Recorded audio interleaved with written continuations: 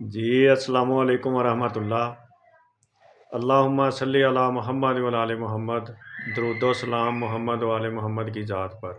बाबा सन्यास ब्लागर में सब दोस्तों को खुश आमदीद। आज अजीम सन्यासी साहब जी शोरे की कैम दाब बताएंगे।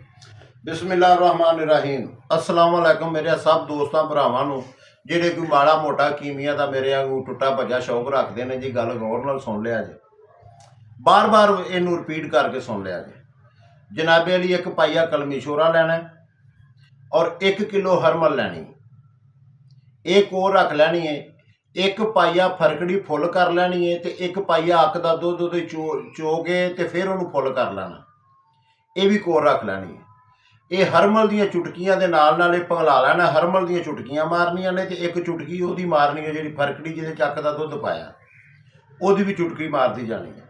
ये जनाबे अली तुहाडी ग्राम 200 ग्राम है, तुहाडा 250 ग्राम शोरा है तो 100 ग्राम फरकड़ी फुल की सफेद तो 100 ग्राम जो फुल हो जाए 100 ग्राम ही उहदे जक का दुध पुण के पाना, फिर उन्होंने खुशक करना, फिर उन्होंने कोर रख देना। हरमल के नाल ही उहदे चुटकियां मारनियां ने।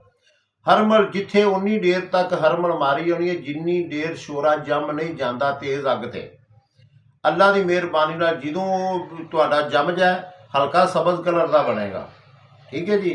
ये जम जाए हरमल बंद कर देनी, इनू थले चूल्हा बंद कर देना, जम जाएगा। इनू कुट के बरीक करो, दुनिया की जिहड़ी शै मर्जी रूई रख के पकाओ तो मौजा करो। अल्लाह ताला तुहानू तंदुरुस्ती दे। अगर कुछ अज की शै बनी तो मैनू जरूर दस्सिया जे, मैं मुंतज़र होना अपने भरावां दा। टेलीफोन नंबर है मेरा 0303 45 30 544। मोहम्मद अजीम नाम है मेरा। अस्सलाम वालेकुम, खैर होवे सारियां भरावां दी।